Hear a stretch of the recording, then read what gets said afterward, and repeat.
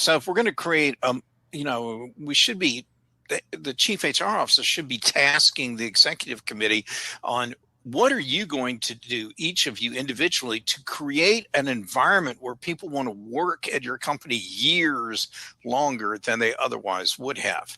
And that will require them to think about, oh man, we got to quit doing fire drills. We need to actually adequately staff a given position instead of making people work outrageous amounts of overtime, particularly the unpaid overtime. That almost ought to be criminal. I mean, there's a whole there's the stated way of running a business, and then there's the understated way to really drive a business into the ground. And there are some executives who are really good at doing the latter.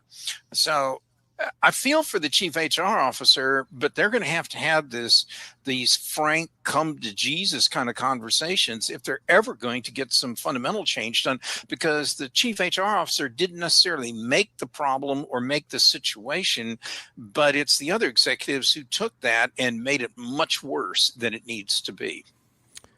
If you can fix that, Meg, you can retire. You know it. Well, Jim Collins called it level 5 leadership, and I think that it is time to ask for CHROs to be able to hold business leaders accountable to that level of standard.